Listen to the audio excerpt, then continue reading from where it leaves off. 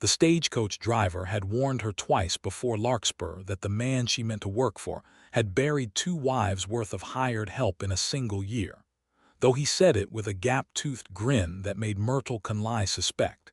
He enjoyed frightening greenhorns more than he cared for the truth. And by the time the coach rattled to a stop in front of the Larkspur Mercantile in the spring of 1886, she had already decided that nothing a stranger said about Harlan Easton would matter half so much as what her own eyes told her. The town of Larkspur sat low in a bowl of Wyoming territory grassland, ringed by hills the color of old rust, and the wind that came down off those hills carried grit that stung the eyes and dust that never seemed to settle no matter how still the air went. Myrtle stepped down from the coach with her carpetbag in one hand and her mother's shawl, the only thing of her mother's she still owned, wrapped tight around her shoulders despite the mild afternoon, because habits formed in cold places did not leave a person simply because the weather changed. She was 26 years old, tall for a woman, with hands roughened by work that had never once been gentle to her, and eyes the pale gray blue of a sky before a storm. She had answered an advertisement clipped from a Cheyenne newspaper, an advertisement that read simply, "Housekeeper wanted, Easton Ranch, 10 miles north of Larkspur. Must be capable, unafraid of hard work and willing to endure a difficult employer. Wages fair. Inquire at the Larkspur Mercantile." She had read that advertisement 3 times before she wrote her letter of application, and each time the words "willing to endure a difficult employer" had struck her not as a warning but as an invitation, because difficult was a word she understood better than most. The man waiting for her outside the mercantile did not smile when she approached, and he did not remove his hat, and for a long moment he only looked at her the way a man might look at a horse he suspected of throwing shoes, assessing her boots, her posture, the set of her jaw before he finally spoke. "You're the Conley woman," he said. It was not a question. "I am Myrtle Conley." She extended her hand, and after a pause long enough to be its own kind of insult, he took it. His grip was hard and calloused, and he let go quickly, as though touching another person for too long cost him something he could not spare. "Harlan Easton," he said. "I own the ranch you wrote about." He was younger than she had expected, perhaps 32, with dark hair that needed cutting, and a face that might have been handsome if it were not so thoroughly closed, like a house with the shutters nailed fast. There was a scar through one eyebrow, thin and old, and lines around his eyes that spoke of squinting into sun and wind for years without complaint, and a set to his mouth that suggested he had forgotten how to do anything with it but frown. "I got your letter," he said. "I nearly did not write back." "Why did you?" "Because the last 3 women I hired quit inside a month, and the 4th lasted 11 days, and I am tired of cooking my own supper and burning half of it." He said this without apology, as though stating a fact about the weather. "I ought to tell you plain, Miss Conley, before you get in my wagon and ride 10 miles out to my land, that I am not an easy man. I say what is on my mind, and I do not dress it up in kindness I do not feel. I do not suffer complaints. I do not explain my moods, and I have plenty of them. My last housekeeper called me a bear with a burr under his saddle, and she was not wrong, and she left crying, and I did not chase after her to apologize." Myrtle set her carpetbag down in the dust between them and studied him for a moment, unbothered by the bluntness of his warning, because she had heard worse warnings delivered by gentler-looking men who turned out to have far crueler hands. "Mr. Easton," she said, "I have grown up among difficult things. I have stayed through worse than a man's bad temper." Something flickered behind his eyes then, quick as a fish beneath dark water, gone before she could name it.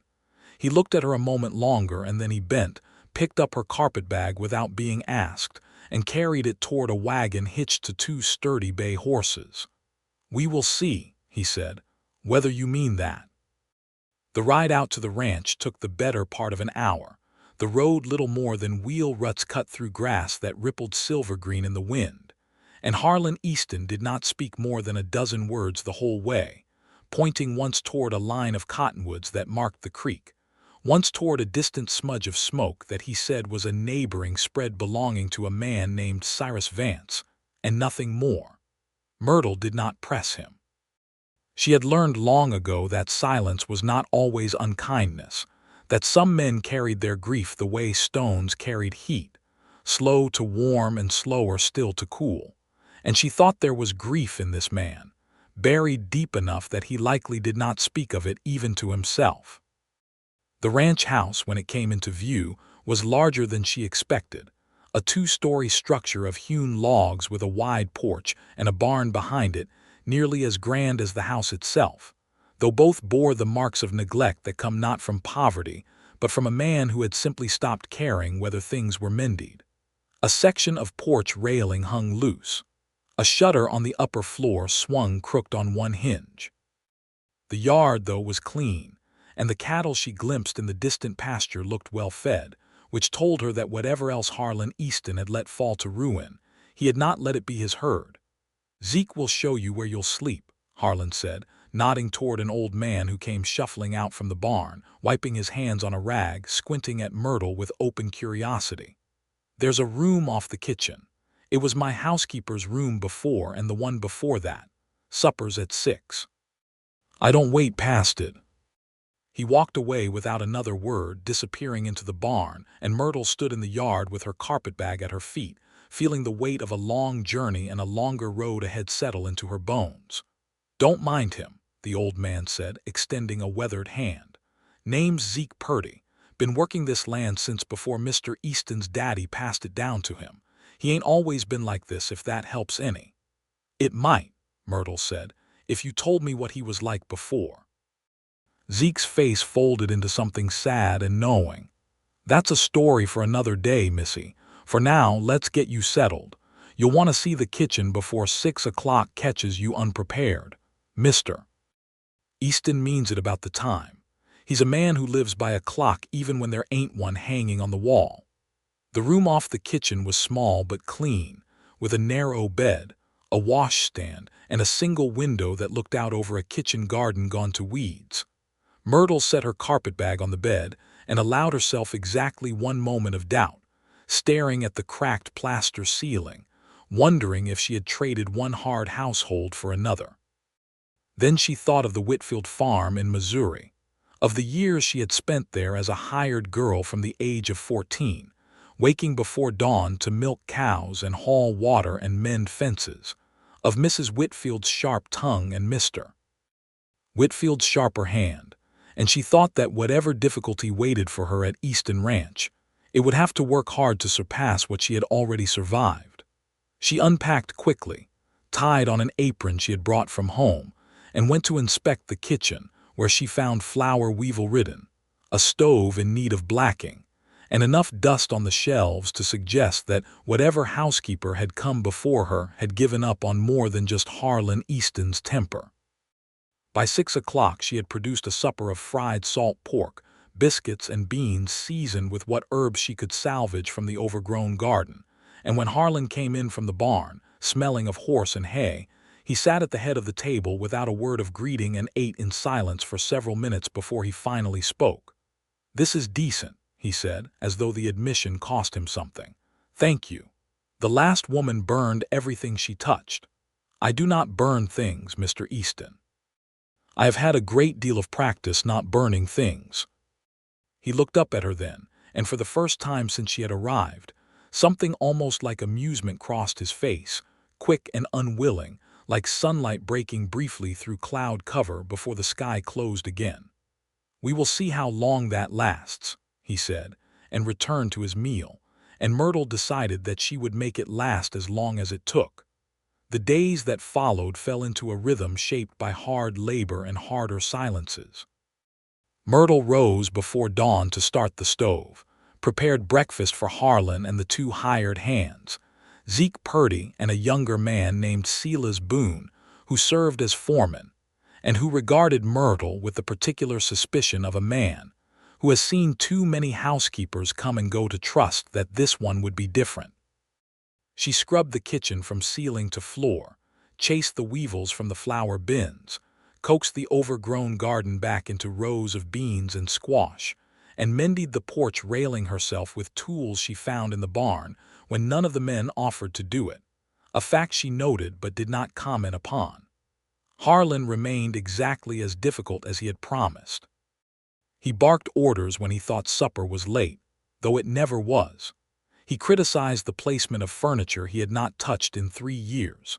He disappeared for entire days into the far pastures and returned smelling of whiskey on more than one occasion, though he was never unkind in his drunkenness, only quieter, sadder, a man folding further into himself rather than lashing outward.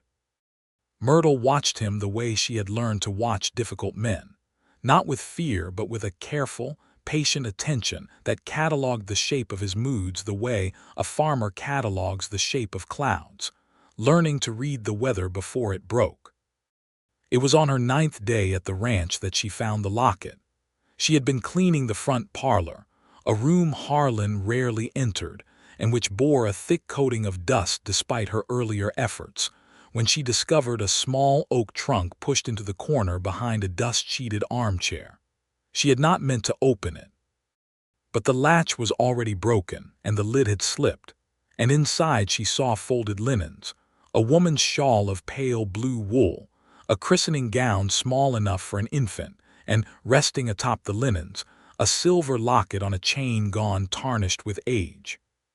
She opened it before she thought better of it, and inside found a small portrait of a young woman with dark hair and a soft, laughing face, and on the opposite side, a lock of fine baby hair tied with a faded ribbon. "That is not yours to look through." Harlan's voice came from the doorway, low and rough, and Myrtle turned to find him standing there with an expression she had not yet seen on him, something raw and unguarded that he quickly smoothed away into anger. "I am sorry," she said, closing the locket gently and setting it back atop the linens. "I did not mean to intrude. The trunk was open. It should have stayed closed." He crossed the room in 3 long strides and knelt before the trunk, closing the lid with more care than his sharp voice suggested, running his hand once over the wood as though soothing something living. "Your wife," Myrtle said quietly. It was not a question, though she made it gentle enough that he could refuse to answer if he chose. For a long moment he said nothing, and she thought he might order her from the room, might retreat into the silence that had become his shield these past 9 days. But instead he sat back on his heels and looked at the trunk rather than at her, and when he spoke his voice had gone thin and worn, like cloth stretched too many times over the same seam. "Adeline," he said, 3 years this past winter. The baby came too early and neither of them survived the night. The doctor was 2 hours out and the roads were mud to the axle, and by the time he arrived there was nothing left for him to do but tell me what I already knew." "I am sorry," Myrtle said again, and this time the words carried the full weight she intended them to carry. "Everyone is sorry," Harlan said. "Sorry does not plow a field or birth a calf or fill a house that has gone quiet." "I do not need sorry, Miss Conley. I have had 3 years of sorry from every soul in Larkspur, and it has done nothing but remind me of what I lost every time I hear it." "Then I will not say it again," Myrtle said, "though I will still feel it." He looked up at her then, sharp and searching, as though trying to determine whether she meant to needle him or comfort him, and finding perhaps that she meant neither, only to speak plainly, the way she had spoken plainly since the moment she stepped off the stagecoach. "You are a strange sort of woman," he said finally. "I have been told that before." "Was it meant as a compliment then, either?" "No," Myrtle admitted. "But I have decided to take it as one regardless. A woman my age, unmarried, working for wages on another man's ranch, is not the sort of life most folks consider proper. I stopped caring what was proper a long time ago, Mr. Easton. I care whether the work gets done, and whether the people around me are treated fair. Beyond that, I have little patience left for other people's opinions." He studied her for a long moment, and then, unexpectedly, he laughed, a short, rough sound that seemed to surprise him as much as it surprised her, as though the muscles required for laughter had gone stiff from disuse and creaked in protest at being called upon again. "Silas said you were made of iron," he said. "I am beginning to think he was right." "Iron rusts," Myrtle said. I would rather be made of something that bends without breaking." He did not answer that, but he did not order her from the room either, and when he rose and left her alone with the trunk and its careful cargo of grief, she thought that something between them had shifted. Some small stone dislodged from a wall built high enough to keep out the whole world. That night, over a supper of roasted chicken and early peas from the garden, Harlan spoke more than he had in all the days prior combined, telling her, without her asking, about the ranch his father had built from nothing, about the drought of '81 that had nearly ruined them, about the herds he had rebuilt slowly, stubbornly, in the years since. He did not speak again of Adeline, but Myrtle understood that he had allowed her a glimpse of something he kept locked away from nearly everyone, and she did not press for more, content to let him offer what he was ready to offer and no more. Spring gave way to early summer, and the ranch began slowly to show signs of the care Myrtle poured into it. The garden thrived. The kitchen gleamed. Even Sela's Boone, who had watched her with narrowed eyes for the first month of her employment, began to greet her with something approaching warmth, particularly after she mended a torn shirt of his without being asked, and left it folded on his bunk with no comment at all. It was in June, during a violent thunderstorm that rolled down off the hills with a fury that shook the windows in their frames, that the true test of Myrtle's endurance arrived, though not in the form of Harlan's temper. Zeke came pounding on the kitchen door near midnight, his oilskin coat streaming water, his old face pale beneath his hat. "It's Bessie," he said, meaning the prize heifer Harlan had been counting on to birth a strong calf that season. "She's down in the far pasture, and the calf's turned wrong. Mr. Easton's already out there, but he needs more hands than mine." Myrtle did not hesitate. She pulled on her boots and her heaviest coat and followed Zeke out into the storm, lightning cracking the sky into brief white fragments that illuminated the pasture in flashes, the wind driving rain sideways with enough force to sting exposed skin. They found Harlan kneeling in the mud beside the heifer, his shirt soaked through, his hands slick with blood and rain as he worked to turn the calf inside its mother.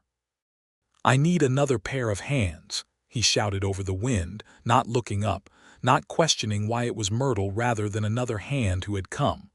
"Hold her steady while I reach in further." Myrtle did not flinch. She had helped birth calves before, on a neighboring farm during her years with the Whitfields, though never in weather like this, never with lightning splitting the sky close enough to smell the scorched air after each strike. She knelt in the mud beside Harlan, bracing the heifer's flank, murmuring low, steady words to calm the frightened animal while Harlan worked, his jaw clenched, his arms trembling with the effort of turning a calf that did not wish to be turned. It took the better part of an hour, the three of them soaked to the bone, the storm showing no sign of relenting, before the calf finally slid free, small and slick and impossibly alive, and Harlan sat back in the mud with a sound that was half laugh, half sob, the sound of a man who had feared losing something and found, against the weight of the storm, that he had not. "She's breathing," he said, disbelieving, cradling the calf's head in his lap as it struggled to rise. "Look at her. She's breathing." "She is," Myrtle said, and found that she was crying too, though whether from the cold or the relief or something else entirely she could not have said. They walked back to the house together in the gray light before dawn, the storm finally spent, the calf wrapped in a blanket and carried in Harlan's arms toward the shelter of the barn, and neither of them spoke, but something had passed between them in that mud and rain that no amount of silence could undo. "You did not have to come out there," Harlan said finally as they reached the barn door. "I know. Most women would have stayed in bed and let Zeke fetch another hand. I am not most women, Mr. Easton." He looked at her then, mud-streaked and soaked and exhausted, her hair plastered to her face, and something in his expression softened into an emotion she had not yet seen from him, something that looked almost like wonder. "No," he said quietly. "I am beginning to see that you are not." The weeks that followed brought a change in the household that even Zeke and Sela's noticed, though neither man remarked upon it aloud beyond exchanging knowing glances over supper.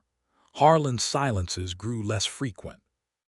His moods, while still sharp at times, no longer seemed to fill the entire house with their weight.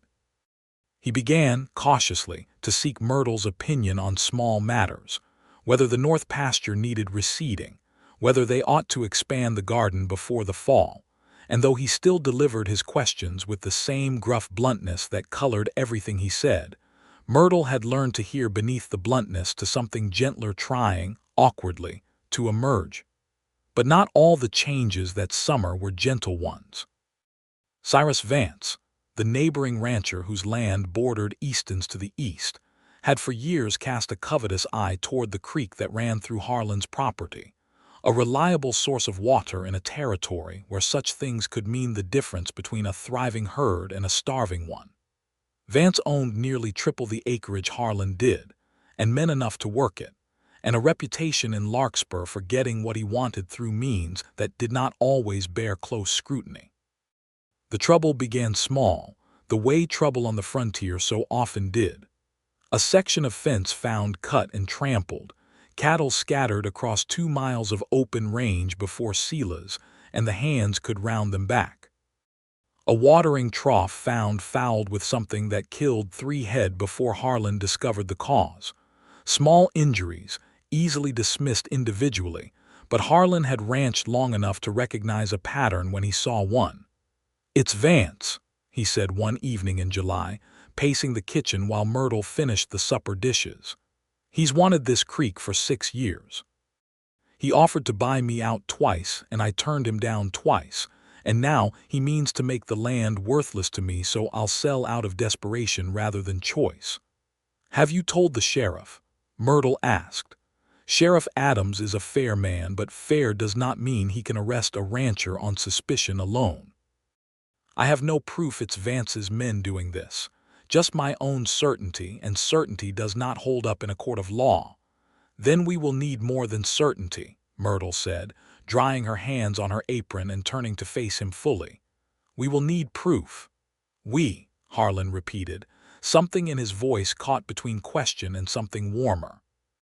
"I did not travel 1,000 miles west to watch this ranch fall to a man who cuts fences in the dark, because he has not the courage to make his offers honestly in daylight," Myrtle said. "This is my home now too, Mr. Easton, difficult as you are, and I do not intend to let it be taken from you without a fight." Harlan looked at her for a long moment, and something in his face shifted, some final wall coming down, not with a crash but with the quiet settling of a man who has been cold a long time finally allowing himself to feel warmth again. "You call me Mr. Easton still," he said, "after all these months. Would you prefer I called you something else?" "Harlan," he said. "I would prefer Harlan." "Then Harlan it will be," Myrtle said, and found that saying his given name aloud felt like crossing some threshold she had not fully realized was there. The town social held at the end of July, an event organized by the ladies of the Larkspur Methodist Church to raise funds for a new schoolhouse roof, provided the setting for what Myrtle would later think of as the moment everything between them changed beyond any possibility of returning to what had come before. Harlan had not intended to attend. He had told Myrtle as much over breakfast that morning, citing work that needed doing in the north pasture, but Zeke, with the sly persistence of an old man who had watched too much loneliness settle over a household he loved, had insisted that the fence work could wait a single evening, and Sela's had backed him, and by the time supper arrived, Harlan had grudgingly agreed to hitch the wagon and drive them all into town. The schoolhouse had been cleared of desks for the occasion, lanterns strung along the walls, a trio of local musicians tuning fiddle and guitar, and a battered upright piano someone had hauled in on a borrowed wagon. Myrtle wore the one good dress she owned, a deep blue calico she had sewn herself 2 winters past, and when Harlan saw her descend from the wagon in the lantern light outside the schoolhouse, something crossed his face that he did not bother to hide, something that looked, unmistakably, like admiration. "You clean up well, Miss Conley," he said, offering his arm with a formality that sat strangely on a man who had spent the better part of the day mucking out stalls. "As do you, Mr. Easton," she said, taking his arm, feeling the warmth of him even through the sleeve of her glove. They danced twice that evening, stiff and formal at first, Harlan clearly out of practice, his hand resting at her waist with the careful hesitation of a man handling something he feared he might break. But by the second dance, something in him had loosened, and he held her closer, and when the fiddle player struck up a slower tune, he did not release her at the song's end but stood with her a moment longer in the lantern light, both of them breathing a little faster than the dancing alone accounted for. It was during a break between songs, when Myrtle had stepped outside for air, that Cyrus Vance found her. He was a tall man, broad through the shoulders, with the kind of handsome face that had likely served him well in negotiations meant to charm rather than threaten, though there was something cold behind his eyes that no amount of charm could fully disguise. "Miss Conley," he said, tipping his hat, "I have heard a great deal about the woman who has tamed Harlan Easton's household." "I have not tamed anything, Mr. Vance," Myrtle said. "I have simply kept house." "Modest," Vance said, smiling in a way that did not reach those cold eyes. "I wonder if you know the sort of man you work for. Difficult, they say, unpredictable. It would be a shame for a woman of your evident quality to waste her prospects on a ranch that may not last the year. Is that a threat, Mr. Vance, or merely an observation?"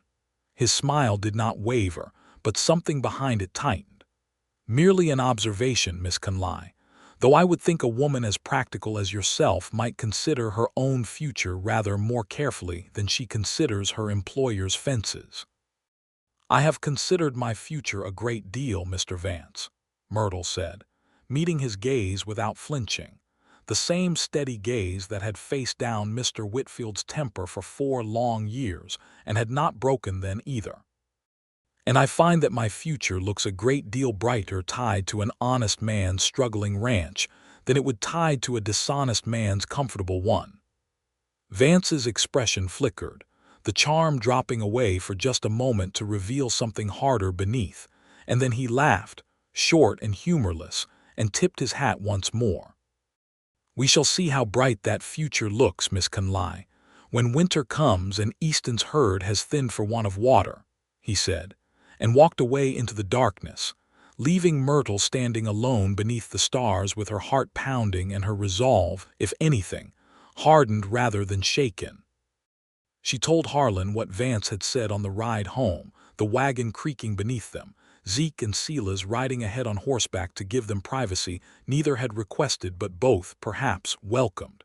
"He threatened you," Harlan said, his jaw tight, his hands gripping the reins hard enough that his knuckles had gone pale in the moonlight. "He threatened the ranch. I simply happened to be standing there when he said it. I do not like that he spoke to you at all, Harlan." She said his name gently, and he turned to look at her, something raw and unguarded in his face that the darkness could not quite hide. "I am not afraid of Cyrus Vance. I have faced worse men than him and come away standing. What I am afraid of is losing this place, this life, before it has even had the chance to become what I think it might become." "And what do you think it might become?" His voice had gone soft, barely audible over the creak of the wagon wheels and the distant call of a night bird somewhere in the dark grass. Myrtle considered her answer carefully, aware that whatever she said next might change everything between them, might tear down whatever remained of the careful distance they had maintained since her arrival in the spring. "I think," she said slowly, "that it might become a home. Not just a house I keep clean and a table I set for supper, but a home, with a family in it and love in it, if the two people involved were willing to let themselves want such a thing." Harlan was quiet for a long moment, the wagon rolling on through the dark, the stars wheeling overhead in a sky so vast and clear it seemed to stretch to the edge of the world. "I have been afraid to want anything since Adeline died," he said finally, his voice rough. "I told myself the ranch was enough. That the work was enough. That I did not need more than that, because wanting more meant risking losing it, and I do not think I could survive losing something like that again." "I understand that fear," Myrtle said. "I have felt it too in my own way. When I was 8 years old, my parents died of cholera within a week of each other, and I was sent to an orphanage in St. Joseph with nothing to my name but the clothes I wore and my mother's shawl. I learned early that wanting things, hoping for things, only meant more to lose when they were taken away. So I stopped wanting. I stopped hoping. I simply endured one day at a time for a very long while. What changed? Harlan asked, his eyes fixed on her now rather than the road, the horses knowing their own way home well enough to need little guidance. I'm not certain anything has changed entirely, Myrtle admitted. I still find myself afraid to want things too openly, but I have found these past months that I want this ranch to thrive. I want to see that calf we saved grow into a fine cow. I want to see the garden bear fruit come autumn.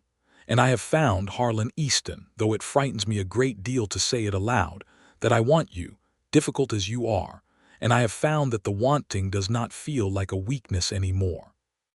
It feels like the first true thing I have wanted in a very long time.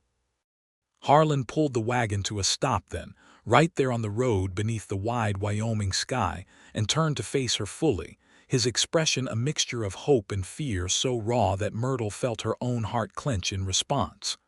I warned you I was difficult, he said quietly. I warned you before you ever set foot on my land. You did. Most folks would have turned back at the warning alone. I told you then, and I will tell you again now, Myrtle said, reaching up to touch his face, feeling the roughness of his jaw beneath her palm. I have grown up among difficult things, Harlan. I have grown up among cruelty and loss and hard labor that broke stronger backs than mine. I know difficult. I have made my peace with difficult, and I am telling you plainly that I intend to stay. He kissed her then, beneath that endless sky, gentle at first and then less gentle, his hands coming up to cradle her face as though she were something precious he could not quite believe he was allowed to hold. And when they finally broke apart, both of them breathless, he rested his forehead against hers and let out a long, shuddering breath. I love you, he said, the words clearly startling him as much as they startled her, as though he had not planned to say them but found them true the moment they left his mouth. God help me, Myrtle Conley, I did not intend to fall in love again. I thought that part of me had died with Adeline, but I love you, and I have loved you for weeks now, and I have been too much a coward to say so. I love you too, Myrtle said, tears standing in her eyes though she was smiling, and I am not sorry to hear you say it, coward or not. They drove the rest of the way home in a silence that was nothing like the silences that had come before, a silence full rather than empty. And when they arrived at the ranch house, Harlan helped her down from the wagon with a tenderness that made her chest ache with a happiness she had not allowed herself to feel since childhood, before cholera took her parents and the world turned hard and cold. But happiness, Myrtle had learned long ago, rarely arrived without a price, and the price for theirs came due within the fortnight. It began with fire. Myrtle woke to the smell of smoke on a night in early August, thick and acrid, unlike the clean wood smoke of the kitchen stove, and she was out of bed and pulling on her boots before her mind had fully caught up to what her body already understood. She burst from her room to find Zeke already shouting in the yard, and beyond him, terrible and orange against the dark sky, the North Hay barn burning like a torch, flames leaping 30 feet into the air, sparks carried on the wind toward the main barn where the herd's winter feed and half of Harlan's remaining horses were stabled.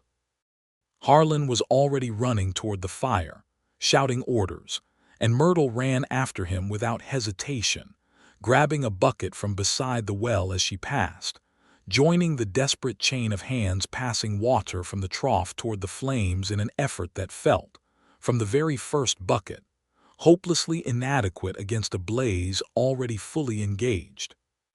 "The horses!" Harlan shouted. "Myrtle, get the horses out of the main barn before the sparks catch the roof."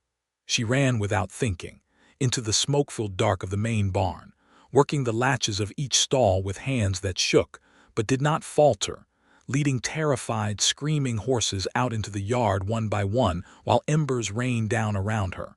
and the roar of the burning hay barn filled her ears like the voice of some furious animal. She had freed all but the last horse, an old gelding named Duke who had gone rigid with fear and would not move, when a support beam in the hay barn gave way with a crack like thunder, sending a fresh shower of sparks skyward, several of which landed on the main barn's roof and caught almost instantly in the dry shingles. "Myrtle!" Harlan's voice, raw with terror, cut through the smoke, and she looked up to see flames beginning to lick along the roofline above her. "I am not leaving him," she called back, working Duke's halter free with fingers that had begun to blister from the heat, murmuring low words of comfort to the terrified animal even as her own lungs burned with smoke. "Come on, old boy, come on now, we have to go." Whether it was her voice or some instinct of the horse's own that finally broke through its terror, Duke lunged forward at last, and Myrtle led him stumbling out of the barn just as a section of the roof collapsed behind them in a shower of sparks and burning debris, close enough that she felt the heat of it against her back like a physical blow. Harlan caught her as she stumbled clear, pulling her away from the barn with an urgency that spoke of a fear far greater than the fire alone accounted for, and when they were far enough back that the heat no longer scorched her skin, he turned her to face him, his hands gripping her shoulders hard enough to bruise, his face streaked with soot and something that looked in the firelight remarkably like tears. "Do not ever do that again," he said, his voice breaking. "Do you understand me? I cannot lose you, Myrtle. I cannot survive losing you too. I am here," she said, coughing, her throat raw from smoke but alive and whole and standing in his arms. "I am here, Harlan. I am not going anywhere." They saved the main barn, though the fight took the rest of the night. A bucket line of ranch hands and neighbors who had seen the glow of the fire from miles off and come to help without being asked.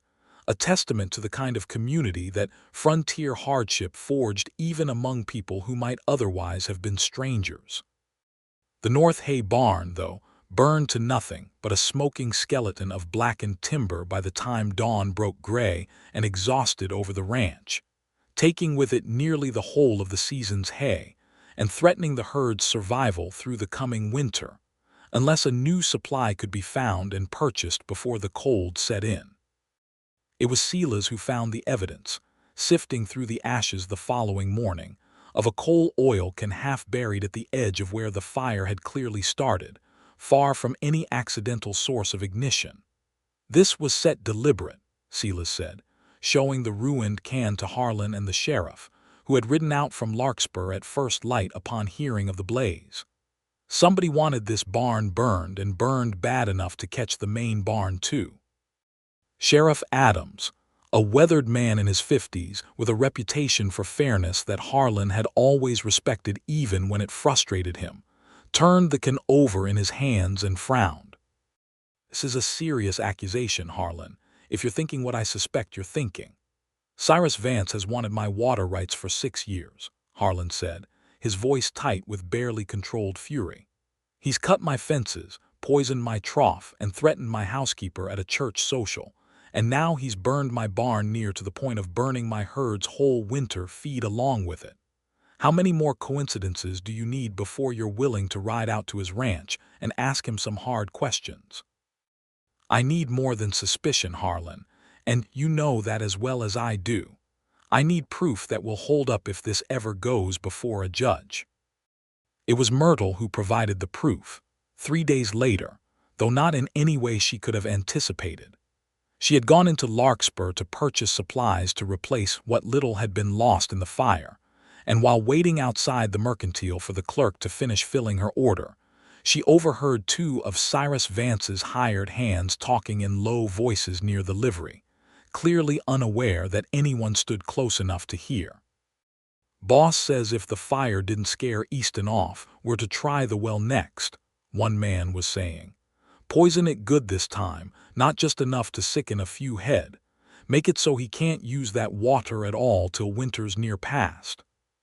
"Seems a mighty hard thing to do to a man," the other replied, sounding uneasy. "Especially with that housekeeper of his living out there too. What if she drinks from it?" "Boss don't care much about that. Says a ranch worth having is worth a little hardship to get. Myrtle stood frozen against the mercantile wall, her heart pounding, memorizing every word, every detail she could of the two men's faces and voices, before slipping quietly away before they noticed her presence. She rode back to the ranch at a pace that left her horse lathered, and Harlan alarmed by the state of her when she arrived. "They mean to poison the well," she said, breathless, before he could even ask what was wrong. "I heard two of Vance's men talking outside the livery. They said it plain, Harlan, that Vance ordered it himself."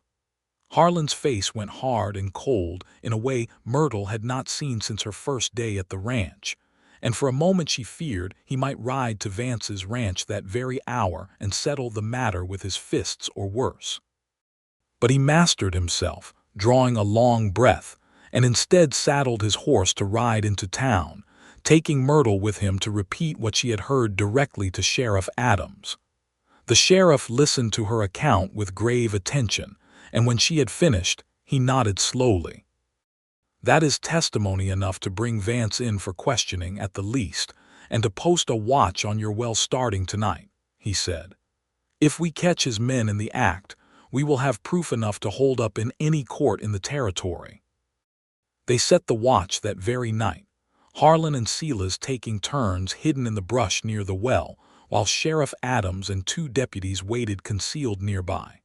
And near midnight, just as the two hired hands Myrtle had overheard approached the well with a jug of something foul-smelling, the sheriff and his deputies emerged from hiding to arrest them before they could carry out their task.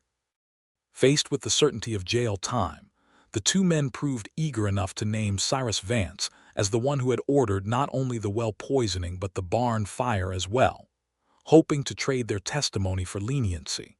And within a week, Vance himself had been arrested and charged, his reputation in Larkspur shattered beyond any hope of repair, his ranch hands scattering to find work elsewhere rather than remain associated with a man revealed as both a coward and a criminal. "It is over," Harlan said, the evening after Vance's arrest, sitting on the mended porch railing with Myrtle beside him, watching the sun sink low and gold over the hills that had, for a time, seemed to hold nothing but threat. "The ranch is safe, the water is safe, and it is thanks to you, Myrtle, thanks to your courage in that barn fire and your sharp ears outside that mercantile. It is thanks to all of us," Myrtle said. "To Zeke and Silas and the sheriff, and every neighbor who came running when they saw the smoke. That is what this land teaches, I think, whatever else it takes from a person. It teaches that no one survives out here entirely alone." Harlan was quiet for a moment, watching the colors deepen across the sky, and then he turned to her with an expression more open and unguarded than any she had yet seen from him. "I do not want to survive alone anymore," he said. "I have spent 3 years telling myself that solitude was a kind of safety, that if I let no one close, I could not be hurt again the way I was hurt when I lost Adeline and our child. But you have taught me, these past months, that solitude is not safety at all. It is only a different kind of loss, one I chose for myself rather than one forced upon me, but a loss all the same." He slid down from the railing and knelt before her, right there on the porch he had helped her mend, and Myrtle felt her breath catch in her throat as understanding dawned. "Myrtle Conley," he said, taking her hand in both of his, "I warned you the very first day you arrived that I was a difficult man. I have not changed that much since, though I like to think I have softened some, thanks to you. But I am asking you now, difficult as I am, whether you will do me the honor of becoming my wife. I cannot promise you an easy life. Ranching is hard work and this land does not forgive weakness. But I can promise you my whole heart, for whatever that is worth, and a home that will always be yours as much as mine." Tears stood bright in Myrtle's eyes as she looked down at him, at this man who had warned her away and found, instead, that she had stayed and made herself indispensable not just to his household but to his heart. "Harlan Easton," she said, her voice thick with emotion, "I told you once that I had grown up among difficult things and stayed. I meant it then as a simple statement of fact about my own stubbornness. but I understand now that I have stayed for a better reason than stubbornness alone. I have stayed because somewhere in these past months, this ranch became my home, and you became the reason I wanted to call it home. Yes, yes, I will marry you."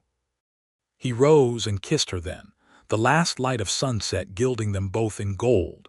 And from the barn doorway, Zeke Purdy let out a whoop of joy that startled the horses and brought Silas Boone running to see what the commotion was about. And when he saw the two of them locked in an embrace on the porch, he simply grinned and returned to his evening chores, satisfied that whatever difficulty had once hung over the Easton ranch, it had finally begun to lift.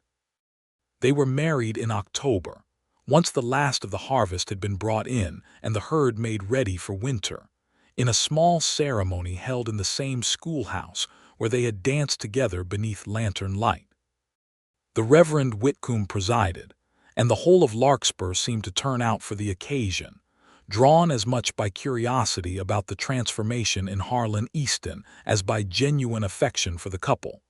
Though by the time the ceremony concluded and the modest reception began, curiosity had given way entirely to warm celebration. Myrtle wore a dress of ivory silk that she and the Reverend's wife had sewn together over the preceding weeks, simple but elegant, and when Harlan saw her walking toward him down the makeshift aisle formed by rows of borrowed chairs, his eyes filled with tears he made no effort to hide, a fact that Zeke would tease him about gently for years afterward. "I take you, Myrtle Conley," Harlan said, his voice steady despite the emotion plain in his face, "to be my wife in difficulty and in ease, in hardship and in plenty, for as long as we both shall live. I have been a difficult man, and I expect I will remain one in some measure, but I promise to be difficult only in ways that leave room for your patience, and never in ways that cause you harm." "I take you, Harlan Easton," Myrtle replied, her own voice thick with feeling, "to be my husband, difficulty and all. I told you once that I had grown up among difficult things and stayed, and I intend to keep staying, through every difficulty this land and this life might yet throw at us, because I have found in you something worth staying for."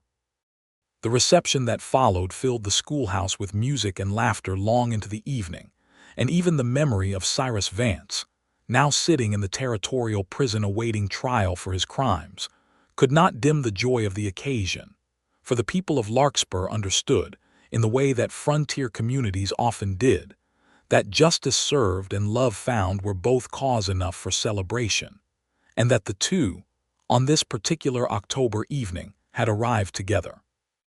The years that followed brought their own share of hardship, as Myrtle had known they would, for no life on that unforgiving stretch of Wyoming grassland came without struggle. There were droughts that tested the herd and the resolve of everyone who depended upon it. There was a hard winter in 1888 that took 2 head of cattle, and nearly took Zeke Purdy as well when he fell ill with a fever that kept the whole household anxious for a week before he finally recovered. There was the slow, careful work of rebuilding the north barn, larger and sturdier than the one that had burned, timber by timber, over the course of 2 summers. But there was joy in equal measure, and more than equal measure, woven through every hardship like gold thread through rough cloth. Their first child, a son, was born in the autumn of 1887, nearly a year to the day after their wedding, a boy with his father's dark hair and his mother's steady gray-blue eyes, whom they named Thomas after Harlan's father, the man who had first cleared this land and built the house that Myrtle had made into a true home. Harlan wept openly the first time he held his son, a display of emotion that would have shocked the man Myrtle had met that first day outside the Larkspur Mercantile, and Myrtle understood, watching him, that whatever grief he had carried since Adeline's death had not vanished, but had finally found room to coexist alongside new hope rather than crowding it out entirely.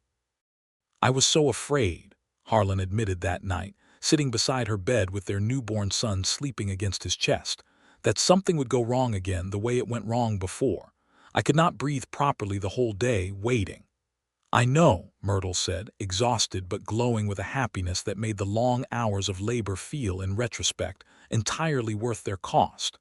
"But we are both here, Harlan, and so is he. Some fears do not come true, no matter how heavily we carry them."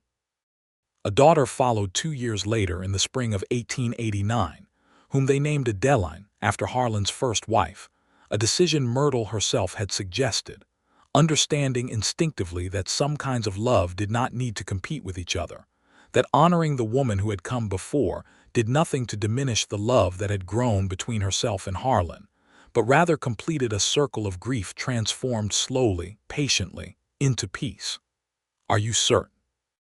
Harlan had asked when Myrtle first proposed the name, his voice careful, as though testing whether he had heard her correctly. "I am certain," Myrtle said. "She was your first love, and she gave you Thomas's older brother or sister, even if that child never drew breath in this world. There is room in our family and in our hearts for her memory alongside our own happiness. I do not think love works any other way that is worth having." Zeke Purdy lived long enough to see both children grow into sturdy, laughing toddlers who trailed after him through the barn calling him Grandpa Zeke, a title he wore with fierce pride until his death in the winter of 1894, mourned by the whole family as though he had been blood kin rather than a hired hand who had simply never left. Silas Boone eventually married a widow from Larkspur and moved into town, though he remained foreman of the Easton Ranch for many years afterward, riding out each morning to oversee the herd with the same steady competence he had shown from Myrtle's earliest days there. The ranch itself grew and thrived under their combined care, the herd doubling in size over the following decade. The house expanded to accommodate their growing family, which eventually included 3 more children after Thomas and Adeline, 2 more sons and a final daughter, born when Myrtle was 38, and Harlan had long since abandoned any pretense of being the closed, difficult man he had once presented to the world. He remained, in certain respects, exactly the man he had warned her he was that first day outside the mercantile. He still spoke his mind plainly, without dressing hard truths in unnecessary kindness. He still had his moods, particularly during calving season when sleep grew scarce and worry over the herd's health ran high. But the moods no longer filled the whole house with their weight, tempered as they were by a happiness he had once believed lost to him forever, and Myrtle had long since learned that his bluntness, far from being a flaw to endure, was simply one facet of a man who valued honesty above comfort in all things, a trait she had come, over the years, to treasure rather than merely tolerate.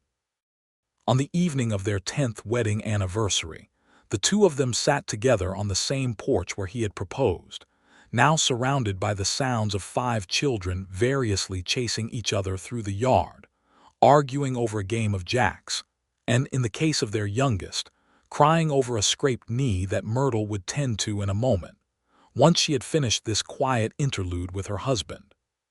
"Do you remember," Harlan said, watching the chaos of their family with an expression of contentment that still, after all these years, sometimes caught Myrtle off guard with its warmth, "what I told you that first day when you stepped off the stagecoach?"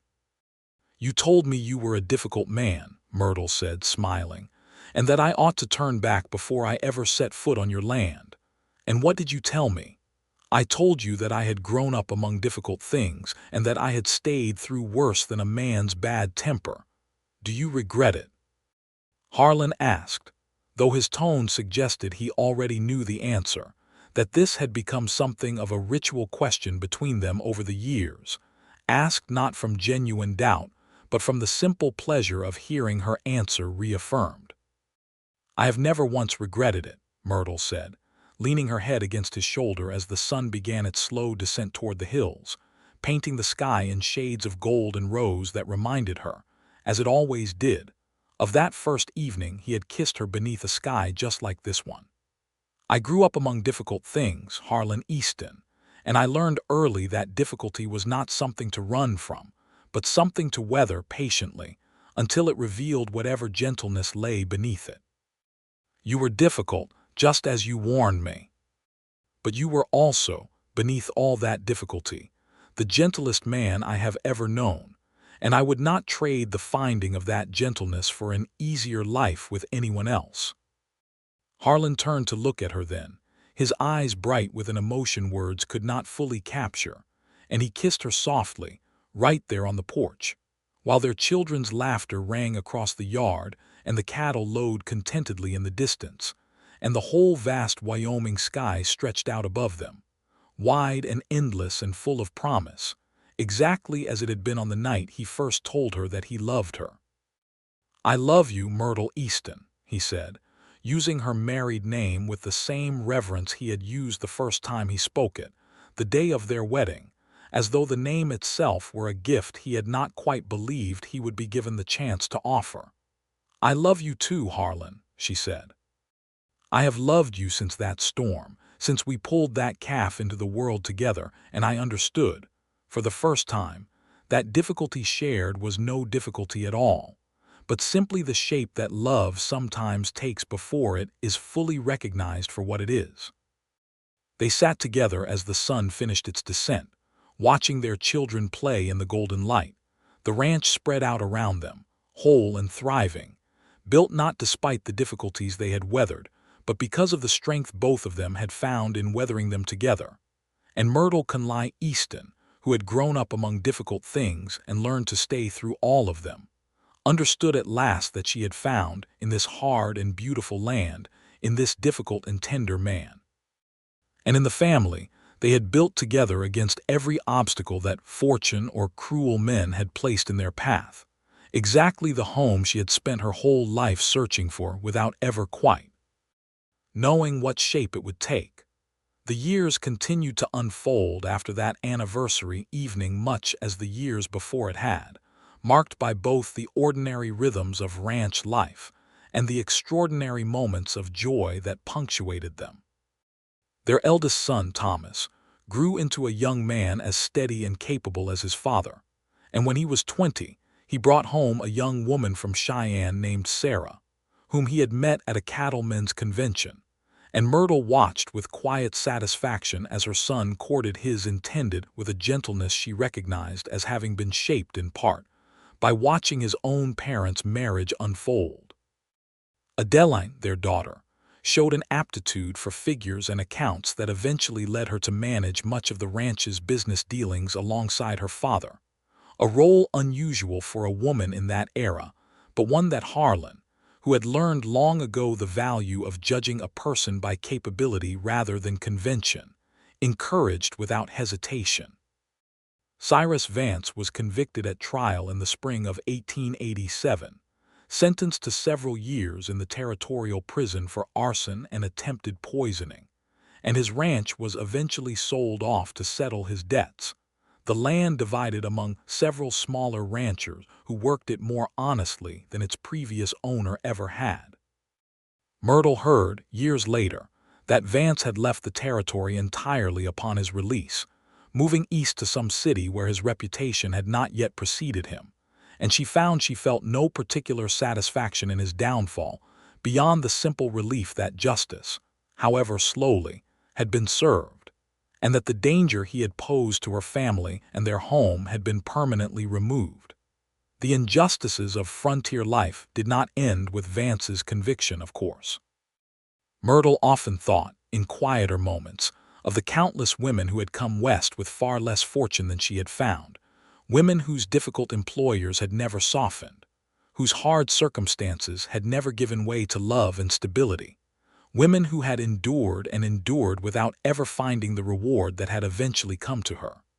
She thought of the hired girls like she had once been, laboring without wages or dignity in households that valued their work but not their humanity. She thought of the orphans still filling institutions back east, children like she had once been, waiting for a kindness that might never arrive. And she resolved, in the years that followed, to use whatever comfort and stability she had found to extend a hand to others where she could, taking in, over the years, 2 young hired girls from passing wagon trains who had nowhere else to turn, treating them with the fairness and respect she herself had so rarely received during her own years of hard service, paying them decent wages, and ensuring they were never subject to the kind of treatment she had endured under the Whitfields so many years before. Harlan supported these efforts without complaint, understanding, in the way that only a man who had known his own share of grief and hardship could understand, that the softening of one's own fortune ought never to close a person's heart to the hardships still faced by others. By the time their youngest daughter, whom they named Grace, had grown old enough to help with the ranch's daily chores, the Easton Ranch had become one of the most respected and prosperous spreads in that corner of Wyoming territory, known not only for the quality of its herd, but for the fairness with which Harlan and Myrtle treated everyone who worked for them or did business with them, a reputation that stood in sharp and deliberate contrast to the memory of Cyrus Vance's brief, cruel dominance over the region. Wyoming achieved statehood in 1890, and Myrtle, along with every other woman in the new state, gained the right to vote, a right Wyoming had granted to women even before statehood, making it the first territory and then the first state in the nation to do so, a fact that Myrtle took particular pride in, having spent so many years of her early life powerless within households and institutions that valued her labor while denying her any voice in her own circumstances. She rode into Larkspur on election day with Harlan beside her, casting her vote with the same steady resolve that had carried her through every difficulty life had placed before her. And she thought, as she did so, of all the women who had come before her and would come after, women who deserved the same chance she had been given to shape their own futures, rather than simply enduring whatever future was handed to them. The ranch house itself expanded twice more over the following years, as their family grew and their fortunes improved, until it stood as one of the finest homes in the county, though Myrtle insisted always on keeping the original kitchen much as it had been when she first arrived, weevil-ridden flour and all, restored now to a state of gleaming usefulness that served as a constant reminder of how far they had come together from that first difficult meeting outside the Larkspur Mercantile. Zeke Purdy's grave, when he passed in 1894, was placed on the same hill where Adeline Easton and her infant had been laid to rest years before, and Harlan tended both graves with equal care, planting wildflowers each spring that bloomed bright against the Wyoming grass, a gesture that spoke to the peace he had found in honoring his past without allowing it to overshadow the happiness of his present. On the evening of their 20th wedding anniversary, with their children grown or nearly grown around them, Thomas married with 2 young children of his own who called Myrtle and Harlan Grandma and Grandpa, with the same easy affection that Thomas and his siblings had once shown toward Zeke. Myrtle stood on the porch of the home she had made her own, and looked out over land that had once seemed so foreign and threatening to her, land marked by fire and threat and hardship, now transformed by 2 decades of steady, patient love into something that felt, in every sense that mattered, like the truest home she had ever known. "Any regrets?" Harlan asked, coming to stand beside her, his hair gone gray at the temples now but his eyes as warm and steady as they had been the evening he first kissed her beneath the wide Wyoming sky. "Only one," Myrtle said, smiling up at him. "And what is that?" "That I did not answer your advertisement sooner," she said, laughing as he pulled her close, "and spare us both a few extra months of difficulty before we found our way to this." "I do not think I would trade even the difficulty," Harlan said. "Not one day of it, not one hard word or hard winter or hard fight against a man like Vance, because every bit of it led us here to this porch on this evening, with this family we built together. I was a difficult man, Myrtle Conley Easton, and you told me you had grown up among difficult things and would stay regardless. You did more than stay. You stayed, and you softened every hard edge I carried, and you built, out of difficulty, the gentlest and truest life I could have ever hoped to know." They stood together as the sun set once more over the hills, the same hills that had witnessed every hardship and every joy of their 2 decades together, and Myrtle Conley Easton, who had come west as a young woman with nothing but a carpetbag and a hard-won resilience forged through years of difficulty, understood that she had found, in this rugged and demanding land, in this difficult and devoted man, and in the family and community they had built together against every obstacle placed in their path. Not merely survival, but a life rich with love, purpose, and the deep, abiding peace of a heart finally, fully at home.